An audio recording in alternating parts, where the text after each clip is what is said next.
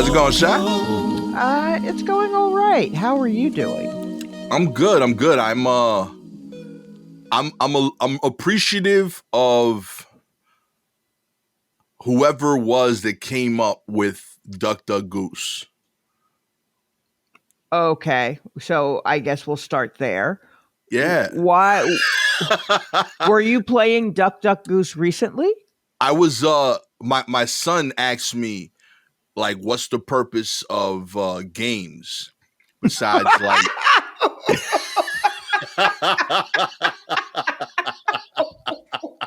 I told you that kid weird as shit, yo. He was like, I don't get it. He's like, it's just fun. I'm like, yeah, like you play, you do activities. I don't get that dude. I'm telling you. I swear God is playing a prank on me with this boy. But he's like, all right. So like, so he was like, so like Duck Duck Goose. He's like, I get like, because I think I said like the first set of games that he kept listening, I was like, you learn teamwork and shit like that. Mm-hmm. And he was like, so how about Duck Duck Goose? You don't learn teamwork there. And I like really like, I became in awe the more I thought it through of how dope it is as an activity if you're an adult in charge. Because like every other game that we mentioned, if it's a physical activity, you need a ton of space and you have to accept the fact that like to watch over these kids is going to be a level of chaos throughout like a huge space. Right. Duck Duck Goose is controlled chaos. You're pretty much just a circle. Everyone's yelling, but they're all sitting down except for two kids. Right. If there's an argument about who won, you got 30 witnesses, everyone in the circle. Right. You know what I mean? It's like brilliant. I was like, yeah, that's freaking dope. If you have a group that's too big, just start a second circle. Put them next to each other. I was like it solves so many like problems. If you're like watching over the kids, they're all in the same place. So they're confined. Right. But they don't realize that they're confining themselves. Like you tell the kids, yo, you got to run in the circle. You got to run around the circle. Right. To get to the empty spot. So like the kids unintentionally are keeping themselves in one place. Okay. So like everything I thought of, like it sounds like a fun thing, but it's just a way of like keeping kids in control and burning energy before like we move on to the next activity for the day. Right. So yeah, I was just like blown away that like somebody thought this through as like a game for kids. Well, I wonder if they thought it through to the extent that you did. Yeah. Or if they were just like, I got to do something with these damn kids. Like it's raining outside. They've just eaten lunch. Right. Sugar is kicking in. How do I get them to burn this off while not breaking everything in this small space that we're confined to? Yeah. So did that take care of your son's question about the teamwork? A little bit, because then I had to come up with other stuff. I was like, Duck Duck Goose teaches you like game theory, and it shows you that like there's more that meets the eye to a competitor, because you might see someone assume the matchup. Like there's always an assumption of like, oh, the fast person is going to win the matchup. Right. And most times they do, but there's a strategical aspect of leveraging which direction the person goes in, that you can like leverage to get a victory. There's like psychological aspects of it. So it's like that applies to real life, you know? Okay. Did this he buy is what we it? talk about on the way to school every day. Like shit like this comes up. Why did he ask about games? He because he's been trying to watch football with me.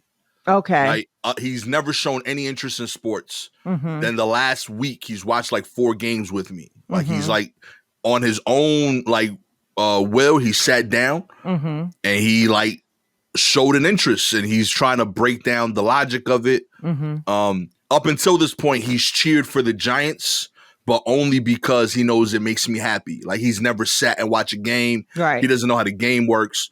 But over the last like 2 weeks, he's learned how football works, Mm-hmm. like the basics, and he's trying to figure it out.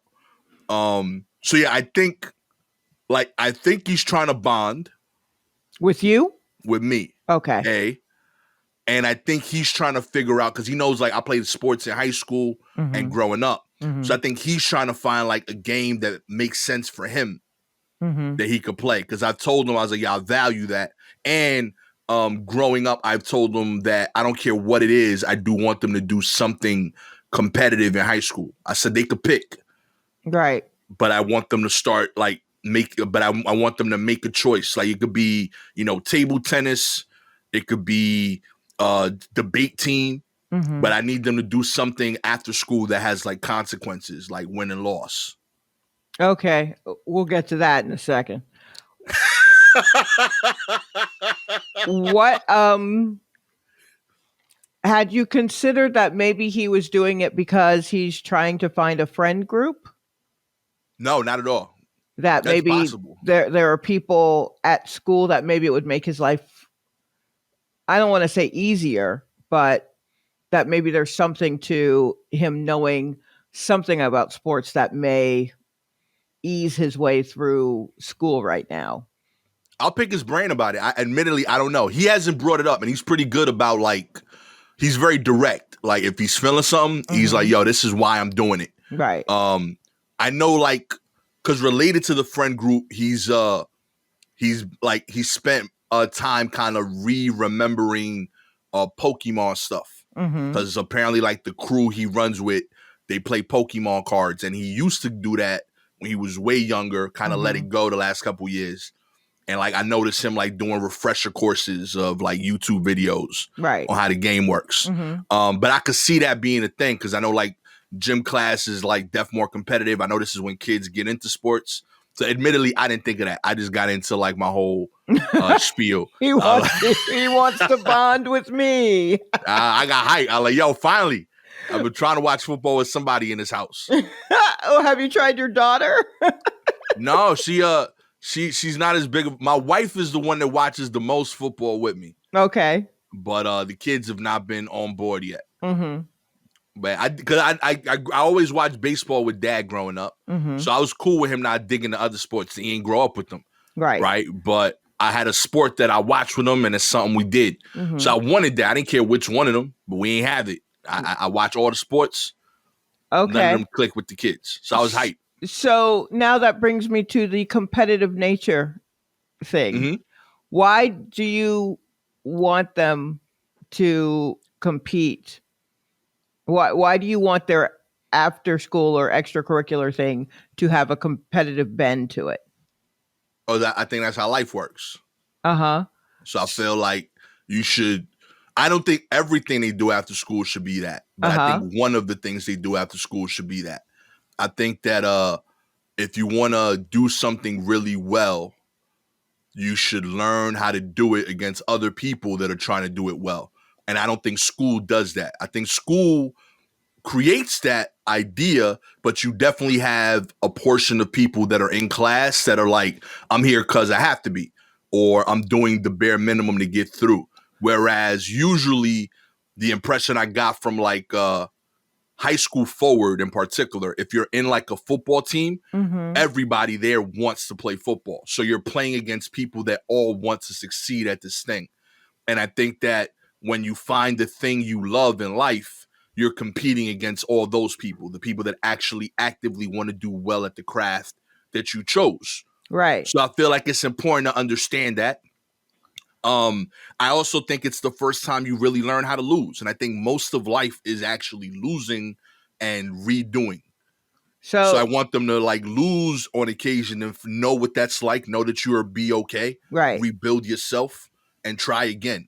Whereas most kids, I think, lose initially and then they're like, oh, I just don't do that no more. I would present the fact counter to that. I think that there is actually a good deal of competition like already in school, outside of like the joining a team or anything like that. Even if you are in a class where there are people who are like, I'm just doing this because I have to. Yeah. There are always people who are not, who are like trying to be like, grade A. Yeah. Like, I think that is always there. And even outside of like team stuff, I think that's always there. I think losing is a constant. Like, I don't think you have to, you know what I mean? Like, I have definitely felt all of those things in my time in high school, and I was at no point on a competitive team thing. I was on drill team. We were all supposed to be working together, and I still felt all of those things. Okay. Yeah, I think they're going to come across it. I'm not saying to not, you know what I mean? I'm not saying don't demand that they're on a team. Yeah. Parents have to force the kids to do something. Yeah. That's just how that's going to be. My mother forced me to be in an orchestra that I did not want to be in. Okay. Not my school orchestra. I enjoyed my school orchestra. It was another orchestra. That's that thug she life. was just like, oh, you have to do that. And I'm like, I mean, I guess you know what I mean? I don't have a choice. I was not happy. She did not care. So, so you have to, you have to do that, right? I think that is something you have to do. But I would dare say that don't count out the competition, especially because I feel like your kids are extremely bright. And extremely inquisitive in an almost combative way. I love it. And yeah, you absolutely would. So they're going to already be marked as kids who are pushing it, trying to get to the top already. Okay. That they're already going to be labeled as they are always trying to win. In just wanting to understand something, others will be like, "Oh, you trying to understand everything," and that is wild, but that is a thing. So, yeah, I think you'll already have that with them. They'll already experience it. I'm just saying, don't rule out like some of the things that they will end up being interested in. Don't rule out the competitive nature. Also, you have a daughter. She's going to be competing with perhaps her very best friend. Hell yeah. No, not hell yeah. The competitive nature between young women. Yeah. Is like nothing you've ever seen. Okay. It is cutthroat, and this could be your absolute best friend, and you just understand that. Yes. Okay. There was this limited series that came out on HBO recently, White Lotus. Okay. And it seemed to be about a bunch of people who were well off enough to go to some resort in Hawaii and their various rich people problem. And so one was a family and that took a family trip. And, it was a mom and a dad, their son and their daughter. Their daughter is college age and brought her best friend with them on the trip. And they seem to be equals. They're both extremely mean in the same 19-year-old cut you to the core kind of way.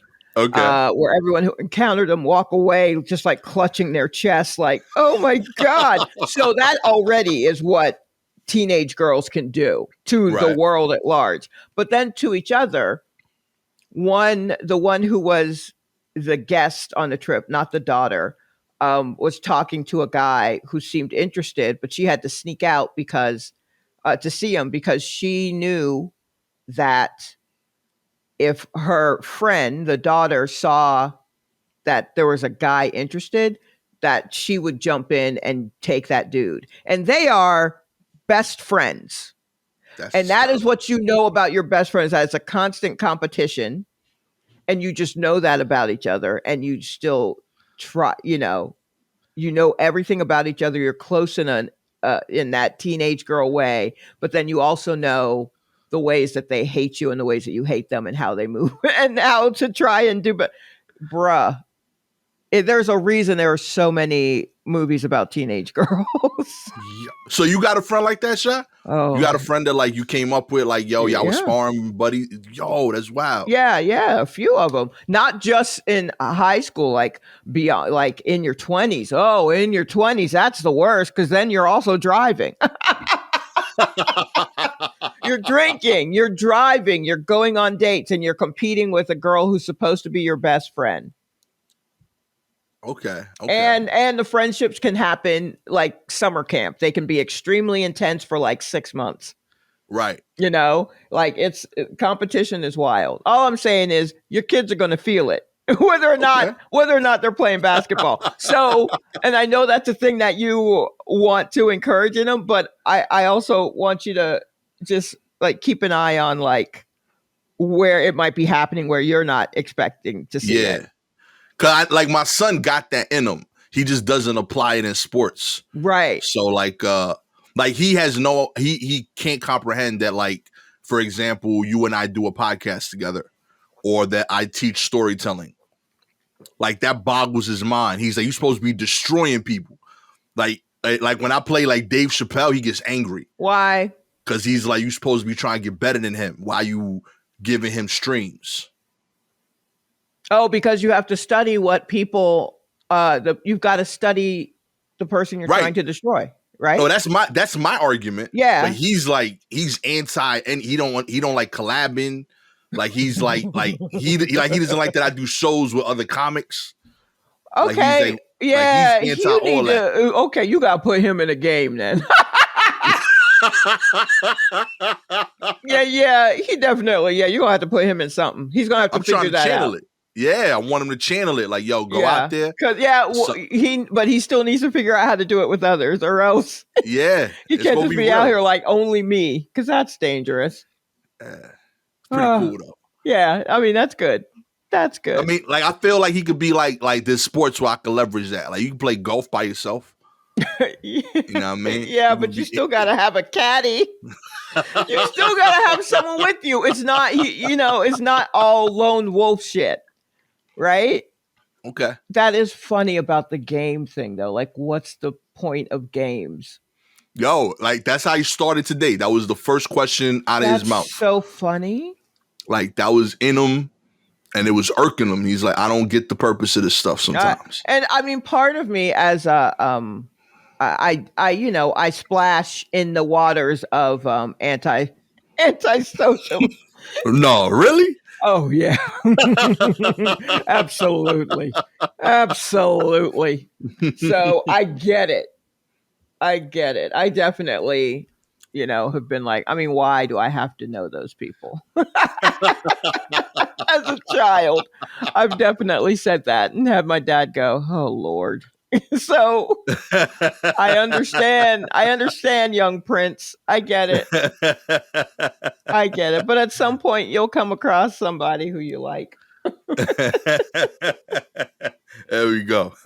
Let's get into the news shot. Yeah. A second HIV patient may have been cured of infection without stem cell treatment in an extremely rare case. Researchers say they have found a second patient whose body seemingly had rid itself of the human immunodeficiency virus, HIV, that causes AIDS, supporting hope that it may be possible someday to find a way to cure more people of the virus. The patient has received no regular treatment for her infection, but is a rare elite controller of the virus who, 8 years after she was first diagnosed, shows no signs of active infection and shows no signs of intact virus in her body. This has only been reported once before. The 30-year-old woman in the new study is only the second patient who has been described as achieving this sterilizing cure without the help from stem cell transplantation or other treatments. The other patient who's been described as achieving this was a 67-year-old woman named Lorene Willenberg. Wow. Yo, we out here, making changes. Well, I mean, we aren't doing anything. Their bodies are. We just read about it. But her body did all of that. Mm-hmm. That's impressive. Straight up. I wonder what she's eating. Like, what's the? What's the diet in Argentina? Yeah, what's the secret? I wonder how. This But is fire. I got hype. Colleagues analyzed blood samples collected from her between 2017 and 2020. She had a baby in March of 2020, allowing scientists to also collect placental tissue. The patient was first diagnosed with HIV in March of 2013. She started no antiretroviral treatment until 2019 when she became pregnant and began treatment with the drug tenofovir. And two others that I will struggle even more to pronounce. Oh yeah, no, those are, I don't know what those are. Those words. Mm-hmm. But 3 of those for 6 months during her second and third trimesters. After delivering a healthy HIV negative baby, she stopped the therapy. Analysis of billions of cells in her blood and tissues samples showed that she had been infected with HIV before, but during the analysis, the research found no intact virus that was capable of replicating. All they could find were 7 defective provirus, a form of a virus that is integrated into the genetic material of a host cell as part of the replication cycle. Okay. You can stop reading there because that got too sciencey for me. I don't know much. I don't know science, but that is fantastic. Yeah, we out here. We have nothing to do with this. They are out again. Correction. They are out there. Yeah. we are in here reading about it. Gang. But yeah, I'm gonna just put this out there. She's probably a Scorpio. Just put it out there. You know what I mean?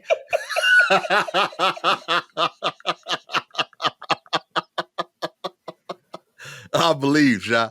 Okay. All right. Oh, we have so much work to do with you. In other news, U.S. says it won't tolerate Russia's reckless and dangerous anti-satellite missile tests. The U.S. strongly condemned the Russian anti-satellite tests on Monday that forced crew members on the International Space Station to scramble into their spacecraft for safety, calling it a reckless and dangerous act and saying it won't tolerate behavior that puts international interests at risk. U.S. Space Command said Russia tested a direct ascent anti-satellite or DASAT missile, striking a Russian satellite and creating a debris field in low Earth orbit of more than 1,500 pieces of trackable orbitable debris that is also likely to generate hundreds of thousands of pieces of smaller orbital debris. I felt like a real cat in the hat kind of rhyme there. I was getting through it. Wait, hold on. Okay. I'm just trying to understand what happened. So the Russians tossed a missile up there that hit something else that made a bunch of trash, and some of that trash came by the International Space Station. So Russia's just being Russia. Word.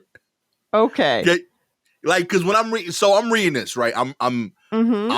I agree. Like, we should value like people's safety. But this feels like when you yell at somebody for throwing out like a cup of like they throwing out garbage out the window of their car. Right. Like, you're not supposed to do that, but also I'm not going to confront you because I don't know what your life like if you're willing to do that on these streets. Right.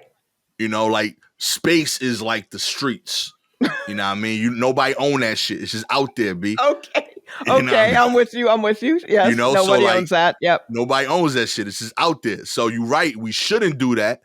I don't know how space works, but I'm willing to vet there's an environment too, that you want to keep unpolluted. But in the meantime, I ain't going to approach this random car that's throwing out garbage out the window because I don't know if that dude packing. Russia gives me that kind of energy. Right. And so what this basically is the U.S. officials are, this is the equivalent of like tweeting that they didn't like, that Russia shouldn't have done that, basically. So, I mean, Russia's, I don't look, there are plenty of lovely people in Russia, from Russia.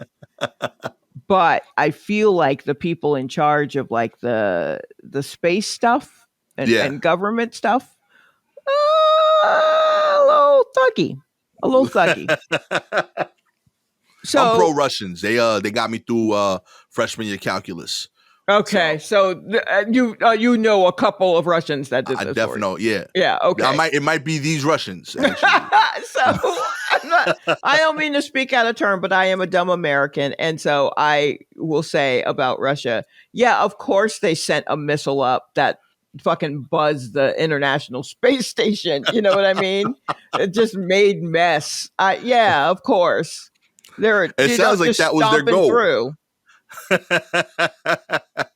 I feel like what's his name? Who's the top? Putin, right? Putin, Was yeah. probably riding on the back of that missile, just cowboy style, and was just yelling as they were going through space. And I bet he'd like that. Thinks that that would happen. Yeah, I bet that's exactly what he wants us to think. That he rode a missile, made trash, and scared those so-and-sos over on the International Space Station, Yeah, I could definitely see like Putin watching this happen, and like he's def has a cigar when it hit. Oh yeah, He's like, that's what's up, B. You saw that shit blow up. Yeah, he's laughing. He's laughing. This is hilarious to him. Like I don't know much of his politics. I get the impression I'm not supposed to like him, but like I feel like at a bar he'd be kind of dope. Maybe. I mean, if you like talking shit. Yeah, that's what I'm saying. Yeah, sure. I would not because his eyes are scary. So no. Like Putin looks like every guy that I place a bet on a sports game with when I'm like watching a game at Applebee's. Like that's the dude. Like he's a guy at the bar and like somebody's winning and I'm talking shit. And I got 20 that they missed the next one. That's Putin to me. Okay. That's what I see, picture, to me, his face is the last face I see before I pass out because my drink tastes funny. Oh no. Yeah. Admittedly, might be the same guy. I'm not gonna lie. Yeah, I feel like that's his vibe to me. So there you go. Anti-Putin. Yo, Russia, cut the shit, B. We can't stop. Yeah, come on, bro. Like we see you. we know. You don't have to do all that. That just feels extra. That's an extra foul. Texas doctor suspended for spreading misinformation about COVID-19 submits a resignation letter. The doctor who had her medical staff privileges suspended over COVID-19 misinformation on her social media page has sent a letter to Houston Methodist stating she is resigning. Dr. Mary Bowden, an ear, nose, and throat doctor, also tweeted about her resignation, saying, I have broken free from Methodist and very much appreciate the flood of support I have received. Stephanie Ascend, the public relations director with Houston Methodist, said Bowden is not an employee anymore. On Friday, Houston Methodist announced that they had suspended Bowden's privileges after she posted harmful and dangerous misinformation about COVID-19 and its treatments on social media, according to the hospital. The doctor was a recent addition to Houston Methodist's medical staff and used her social media to express her personal and political opinion about COVID-19 vaccine and treatments. Her privileges have been suspended.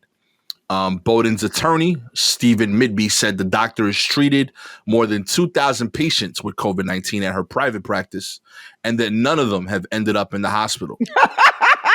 But how many of them have died? Her early treatment methods work and are saving lives, Sha. Except for the lives they didn't save. They're saving lives. Give me a break. Yo, people was wildin'. Yeah, great. All right, quit. Fine. I'm not mad at this. Go ahead. Go. Leave the hospital. That's it. Good luck to you out there. Yeah. Good luck to anyone who's going to her private practice. Oh, you and 2,000 other people. Yeah, at least we know you will not end up in the hospital. You may go a step beyond. Yo. Yeah, whatever, man. I'm so tired of these folks. I am. Look, I'm so mad. I'm annoyed with them.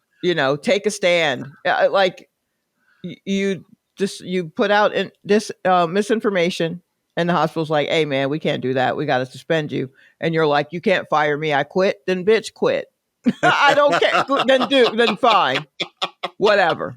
Yeah, whatever. Yeah, the wording you choose is the wording you choose. You still got to go. Whatever. However you want to do this. But we can't fucks with you no more. So you got to go in some way, shape, or form. Yo. If you're going to tap dance your way out of here and get an attorney to talk about how, you're not sending folks to the whatever, however you want to do it, that's fine. Just get on. Yo. And keep it moving. Yeah, keep it moving. No one cares. You're done. Yeah. Oh man! In other news, Vanessa Bryant must provide therapy records in a lawsuit over the fatal crash photos, the judge rules. Vanessa Bryant must turn over mental health records in her lawsuit regarding leaked photos of the helicopter crash that killed her husband, basketball legend Kobe Bryant, and others. Bryant's lawsuit against LA County claims photos of the January 2020 crash site were shared by county fire and sheriff's department employees in settings not relevant to the investigation, including in a bar. Bryant has suffered and continues to suffer severe emotional distress because of the leaks, the lawsuit alleges. Magistrate Judge Charles F. Eake ruled Bryant and her therapist must produce documents as far back as 2017 to the lawyers for the county by November 29th. We are gratified that the court has granted our motion for access to her medical records, as it is a standard request in lawsuits where the plaintiff demands millions of dollars for claims of emotional distress, said Skip Miller, partner of Miller Baranda's law firm outside counsel for LA County. The request for therapy records is an invasion of privacy, according to Bryant's lawyers, as he stated in the paper. Fuck them.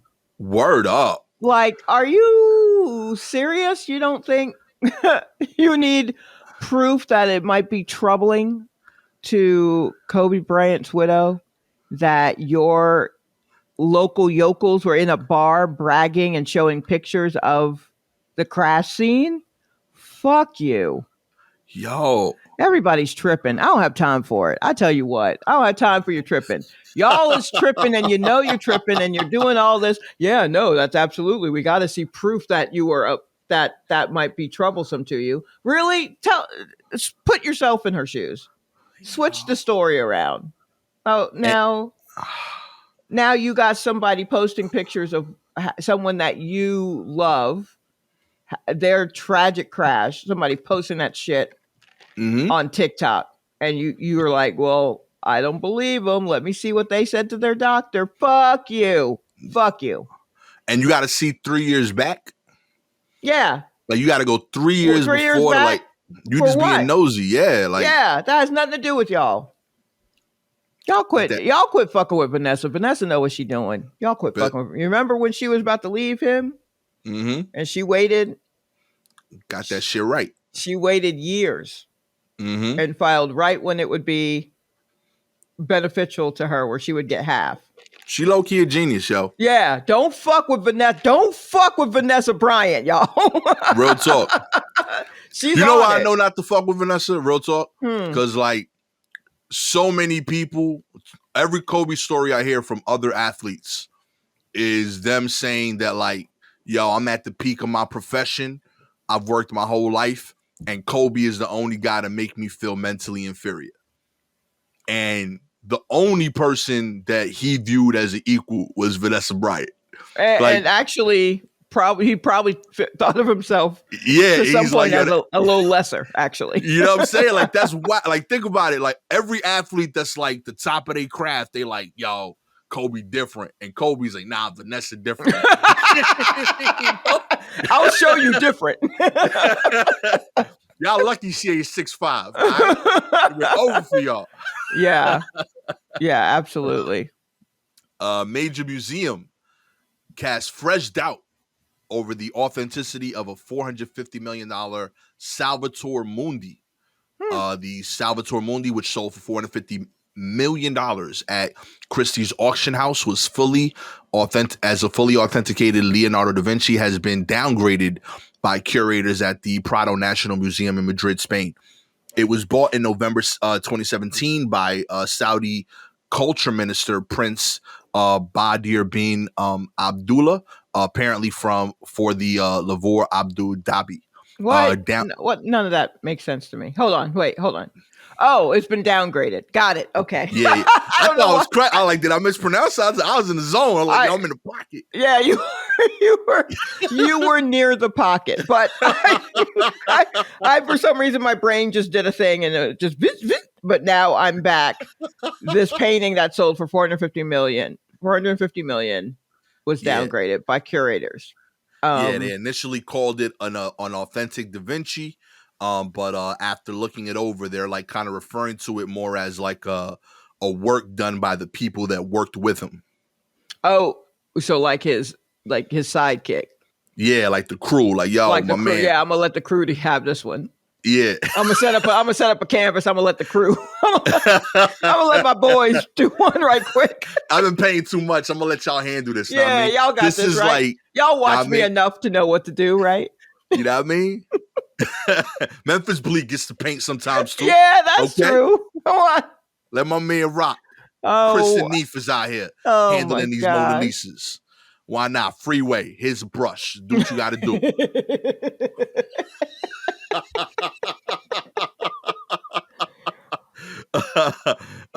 The Prado's decision represents the most critical response from a leading museum since the Christie sale. Prado's verdict is recorded in the Exhibition Catalogs Index, which has one list of paintings by Leonardo and another by attributed works workshopped or authorized and supervised by Leonardo. So this got listed under the latter. Okay. Interesting. Well, I mean, who knows what they were doing back in the day? He couldn't have done all of them. You know what I mean? He's busy. He got to pose for pictures, I guess, or I don't know. Whatever it was they were doing. I do fighting people in the sewers. He's busy, y'all. Yeah, he's busy. He's very busy. So, yeah, you got to set up a little crew. That's it, B. You farm it out. There's nothing wrong with that. Good job, Leo. I ain't mad at you, man. And, I'm sorry that they didn't come up with a way of labeling it so that you wouldn't pay. And look, paying, maybe we should just stop paying $450 million for art. Like maybe we could do that. Like maybe we can cut that down a little bit because it's an idea. Like the art world, the wealth in the art world is redonkulous. And perhaps we could spread that out a little bit and not drop like that doesn't even feel real. How do you pay that in small bills? $450 million for a little itty bitty painting. How do you do that? Yeah, that doesn't make sense. If I can't do it in rolls of quarters, we can't do it.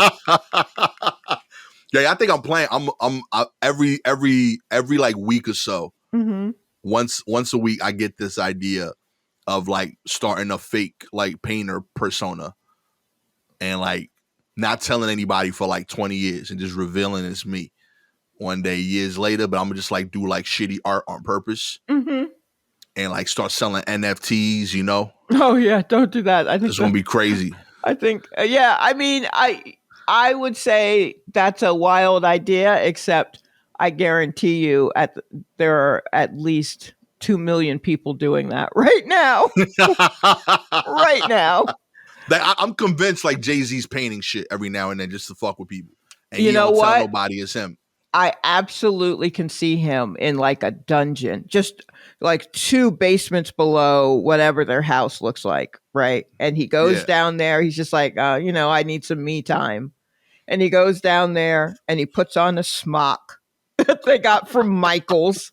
He puts on this smock and he literally puts on a hat. Oh, yeah. And then picks up an easel and then he starts painting. And then if the camera comes around so that you can see the canvas, it's just like stick figures. You know what I mean? But he paints. How many times can you paint Marcy Project? I know. It's all in blacks. It's all just in black because black. And it's like, nope, that's not good enough. There are many colors.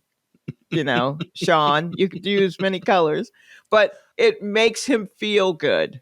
I knew as soon as he got like there was that like that party he was leaving and like dude said, yo, that's a cool pink suit, and Jay-Z corrected him. He was like, nah, it's mauve.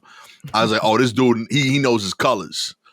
You know what I mean? Okay, see, now I'm gonna look up his little pink suit to see if it truly I'm was. telling you, there's like a video of him like walking and getting into his car, and like the photographer dude tries to make fun of him. He was like, yo, that's a cool pink suit, Jay.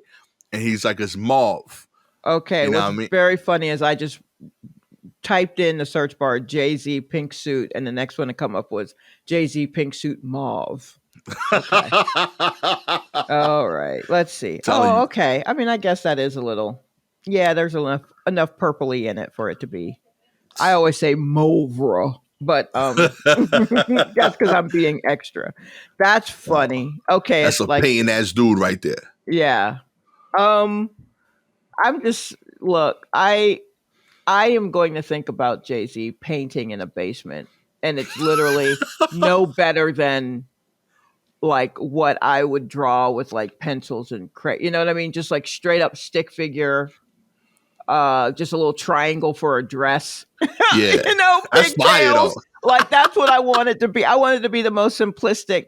The house is just like a square with a triangle on the top and a window and like full on, there's a half circle that's yellow, that's the sun. And then the bottom is just green. That's the grass. Like the most simplistic. And I want him to be down there struggling with it. Is what I want. That's what I want. That's how I see this playing out. Nah, I already thought my shit through, right? It's about, I'm going to do like a whole series of works about outside the box thinking. And it's just going to be me painting foods, but they're going to be organized like in a non-traditional way. You know what I mean? Like I'm gonna have like it'll be like a sandwich, but like open top, Okay. So like it's just gonna have like the sandwich made, and it's gonna be like with the bread in the middle. So an open face sandwich. Yeah, like an open face sandwich, and I'm gonna just put like paint like stuff like that all over, and like on the bottom I'm gonna put like cool phrases that like mean nothing, but something will be like, have you thought of all the options? Shit like that. It's gonna be crazy, Sha. Okay, I got it in my head. You're gonna paint food in little boxes on the side of buildings and then just write something like "Feed Your Dreams" at the bottom of it. Yeah, yo, straight up. All right, what's your street name going to be? Oh, I got to figure this. I got a few options here, but it's gonna be.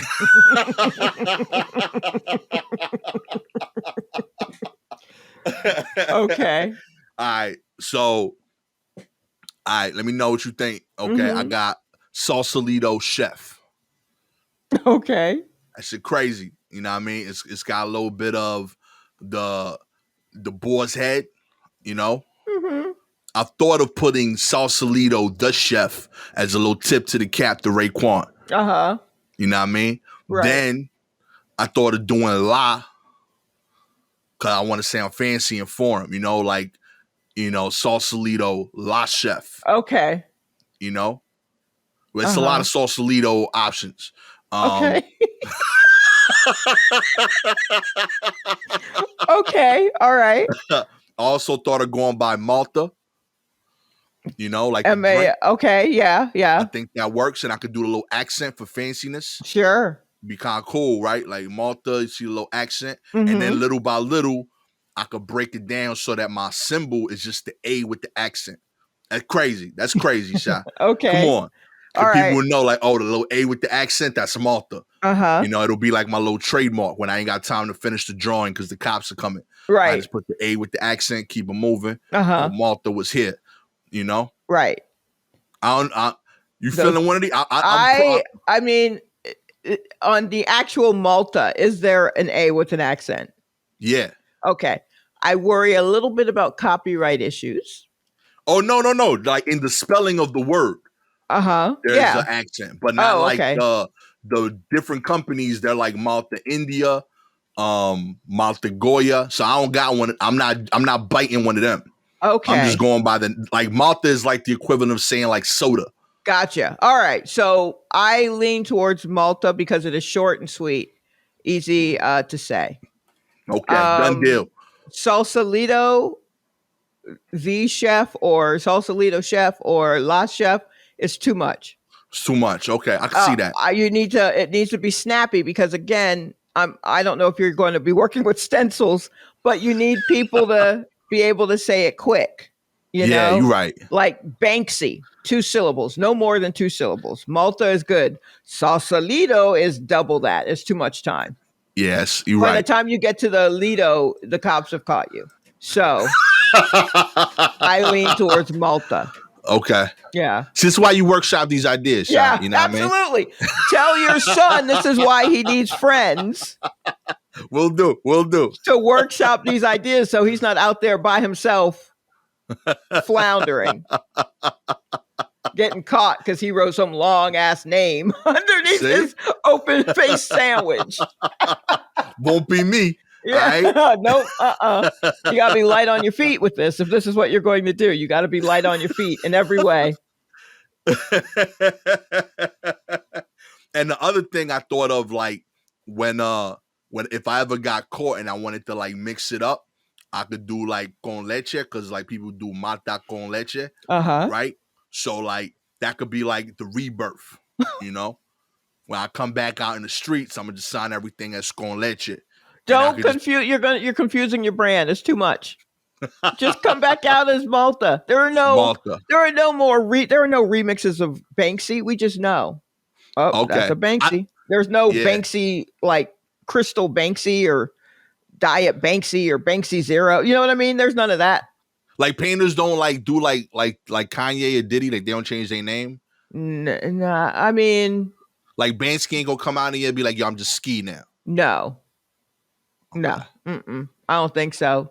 Banksy is too big now. I mean, you could do that or whatever, but not, and then like hop on just like, oh, I'm this now. That's no good because you're also kind of not wanting to be known. Yeah, that's fair. So you can't then drop a new name. I mean, like come out with an announcement like, hey, guys, and then and then they got you. So yeah. Okay. Just make it sweet. I mean, like mix up the graphic for it. Yeah. Have a couple of different stencils. The work that you're doing will determine like what time frame it is. What's your blue period where everything in the background is blue, or your mauvre or whatever you're doing. As you are going through it, you'll work that out. But I think just sticking with Malta is probably best for now. Let's do it before you're, Malta Light or whatever. Yo, new Malta paint is coming soon. Don't look for these paintings, y'all. They are not coming. It's gonna be fire. It's crazy. They will be burned in a fire before they are hung up anywhere. The Malta era taking over. None of that is happening, everyone. Nah, in the 2000s. You've already missed the Malta era, everyone. We are roughly 21, 22 years late, but. Oh, man. In other news, R. Kelly's Brooklyn cellmate penned comic of the pair's life behind bars. That's right. R. Kelly's Brooklyn cellmate, a man who was convicted of threatening to kill government officials, has created a comic book depicting the pair's life in jail together. Okay, wait. Let's just sit and marinate in that for a minute. Oh, shit. What? Do you know the guy? Yo, real talk.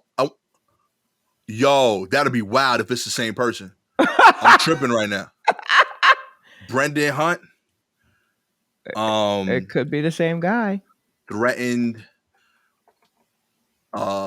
officials. If on God, Sha, I went to high school with this kid. Yo, this is crazy. Oh, I'm so happy that did work out that way. Yo, for real. This is the first kid I met at prep. Oh, wow. I remember when the story came out of him making the threats. I didn't make the connection that this is. I just saw the comic that he'd drawn to R. Kelly. I hadn't seen the name of the person. So Brendan Hunt, when I got into high school, I think I told the story once. Like I signed up for my mom put me in like a summer course before freshman year for speed reading. So I could I was like, yo, I'm gonna be in the school. They're gonna give me extra work. I want to be able to handle it, get all the tools. So she puts me in a speed reading class, and I sign up. And this is keep in mind, up until 8th grade, I had been in school with exactly one white kid my whole life. Okay. So like I'm in all like predominantly Black and Latino schools. Now I'm in this white neighborhood, 4 schools specifically, mostly white kids. Mm-hmm. And this is the first white kid that befriends me. Like he's like, yo, what's good? We talk, and he starts telling me about shit that I don't understand. Like I had a Juno email address that I checked once every 3 months when I went to my cousin's house that had internet. Right. That was my internet life. Mm-hmm. I meet Brendan. The first conversation we having is about like, yo, have you tried sending someone a virus through their email so that you could get their credit card information? This kid is 14. Oh, shit. Straight up. And I remember in my head thinking, yo, white people different. Because, and I didn't realize it was just him that was different. Like, it's not all white folk that's crazy like this. This guy was crazy. But this was the second white kid I met. And the first one I met shaved his eyebrows in 6th grade and just showed up like nothing happened. So okay, so yeah, there was like I already had there was precedent. Yeah, like I just throwing it out there, but like, yo, this is the first 2 dudes I meet. Y'all little out of pocket. The next like 1,000 I met, y'all been normal. I rock with y'all for the most part. But yo, the first 2, they was a bad representation. Right. So as soon as like the football team started like a month later, I realized, oh, it's just that white boy was weird. The rest of the white boys is normal. You know what I mean? I've been good ever since. Mm-hmm. But then like earlier this year, the news came out that this dude made threats to like a whole bunch of political figures. He threatened AOC with like bomb threats, and he got arrested. And news traveled around my high school class, right? Because it was a kid from prep, and I was like, "Oh, that's the kid I know from freshman year." Right. So I didn't know that he was also the kid drawing these R. Kelly comics. I just figured that out right now with you on the podcast. Oh man, what an exclusive! Yo, what an exclusive! Straight up. That's wild. Already it's wild that, but is it really wild that someone wrote a comic book based on being R. Kelly's roommate in jail? Do we say roommate? I guess it's probably more like cellmate, I guess. I mean, it is just the room, but I understand. I get it. I guess roommate implies a certain level of choice. Yeah, I guess in some way. Yeah. But already that was wild. Detailed comic features Hunt and Kelly meeting in a jail cell and follows their day-to-day activities as they do yoga, listen to music, work out, and get buff together. I'm the greatest R&B star in human history. How can you not know of R. Kelly? The disgraced singer asks Hunt in the comic's first slides after Hunt reveals he hasn't heard any of his biggest hits. From there, the duo in the comic book become unlikely friends, a scenario that was slightly based off their real-life friendship. Okay. R. Kelly's referring to himself in the third person? Ugh. You don't believe that's that? I absolutely true. Yeah. That's absolutely true. Oh man, I love that this was the comics were filed to the judge by Hunt's lawyers to show their client's creative ambitions and to comment on the lasting friendship he made with some of the most likely characters. Okay, so why why do we know about this? Why? I think he's trying to get probation. So he was like submitting stuff that shows his state of mind and all that. Okay. And this was part of the work he created while he was in jail. So yeah. I mean, now that we have some further background into how his brain works from you, thank you very much. I say leave him in there a little bit longer, let him marinate a little bit longer. But if I had not known that, I would say Yeah, go on and let him out. Let him publish this thing. Nah, B. But you know This dude what? been different since 14. Yeah, now that we know that, War Report listeners, now that you have the inside scoop, I think I feel like we can agree. Let's go on, leave him in there with Aura. A little bit. Yeah. Let's leave old comic book McGee and the Pied Piper in there together.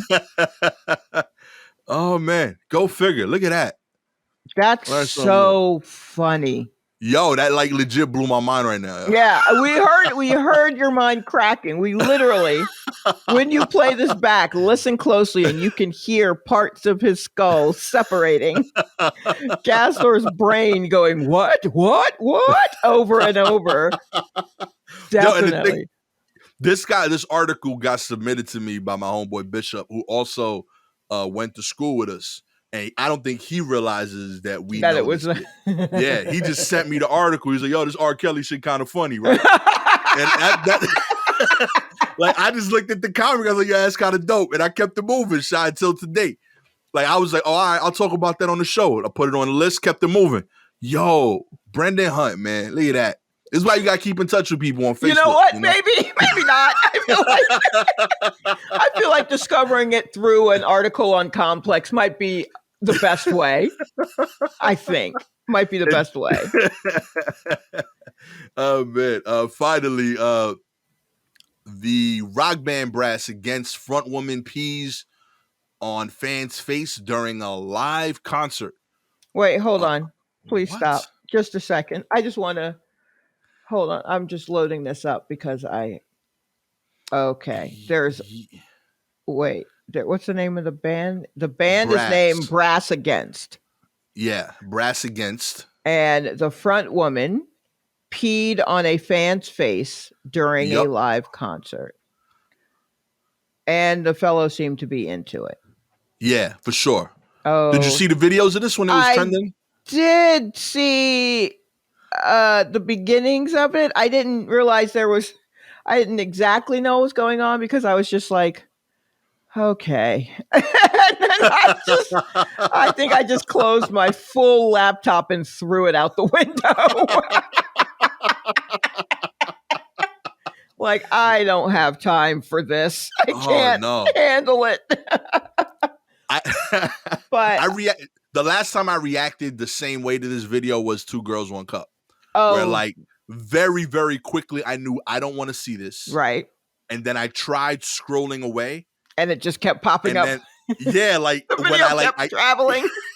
Yo, because like I scrolled off, but like I realized on Twitter when you do that, it still like stays in your timeline. Right. So like I had to, so I'm still hearing the audio. Yes. So I had to like scroll back to like pause it. And I was like, yo, I hope it's over. And like it was more happening than before.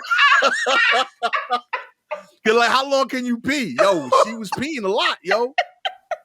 So like, I remember that with Two Girls, One Cup. I was like, all right, they got to be done with what they doing.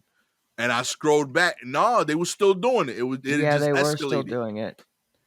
Oh my God. The rock band's lead singer got a little too hardcore during a live show, pulling down her pants and taking a major leak on a dude's face who seemed to be all about it. The wild incident went down Thursday night during the Welcome to Rockville Festival at the Daytona International Speedway. No one's surprised by that, where Brass Against performed to a ton of fanfare and eventually to a ton of grossed out spectators who witnessed this unsanitary scene.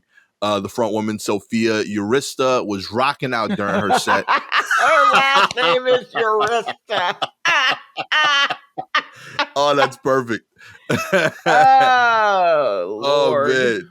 When she and the band apparently invited a guy in the front row to come on up and receive a golden shower, to which he happily obliged.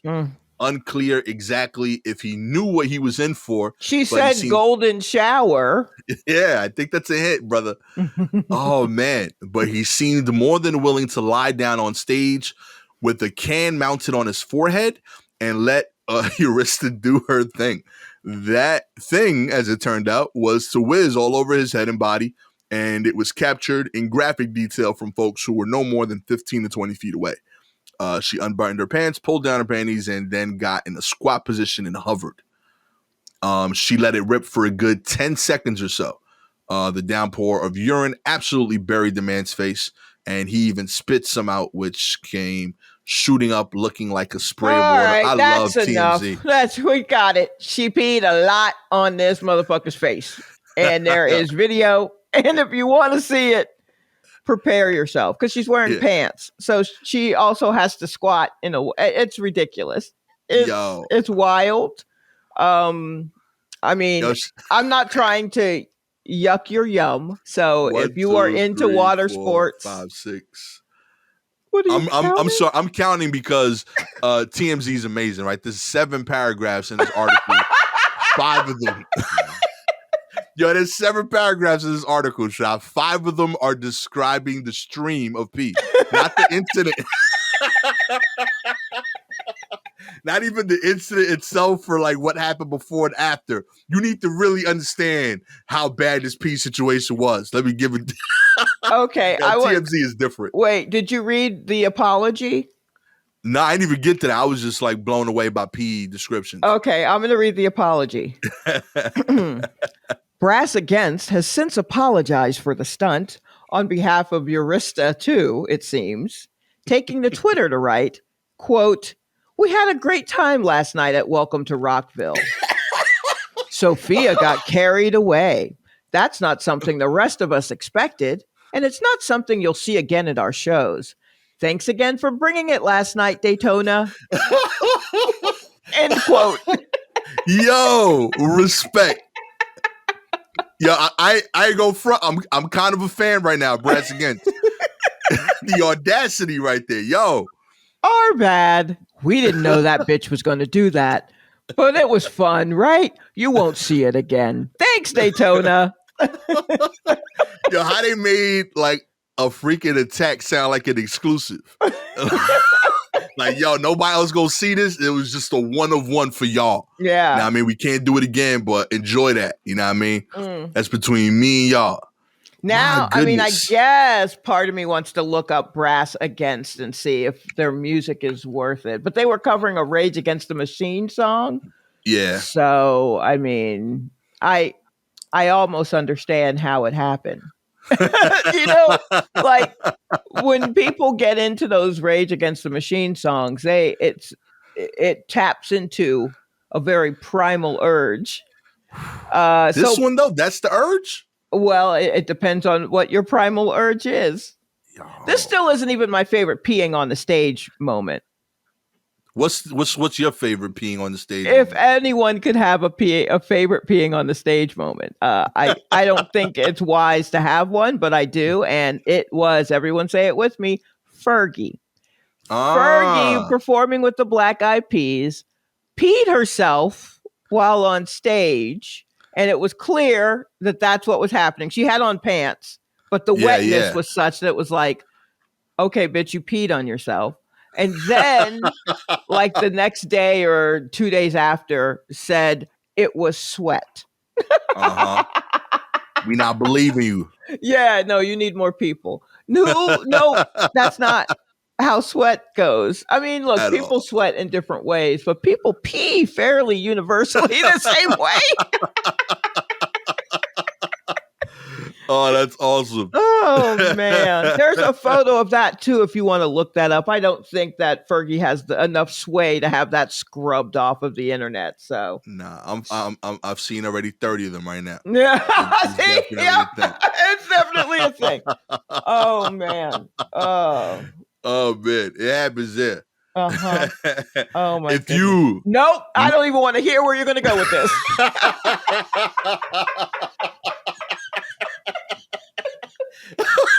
Look here, man. If you like us, subscribe, comment. If you're on Apple, if you're listening on Apple, leave us some stars. 4 is sweet, but 5 would be ideal. If you have any articles you want us to cover, send them to us on Twitter or Instagram at Gastor Almonte, at Silky Jumbo. I am not letting this man try to make a pun out of peeing on somebody. to get feedback. We are above that. Here at the War Report. Oh man, yo, get you a partner that knows you, okay? You hosted a podcast, you started a group, you started a company, man. You need someone that gets you like that. Pull you out the fire when you're about to do some reckless shit. Yep. That's what you need. Yep. With all that said, my name is Gastor Almonte. Always with the homie Shalewa Sharpe. This has been a War Report. Catch y'all next time. Peace. Oh, that was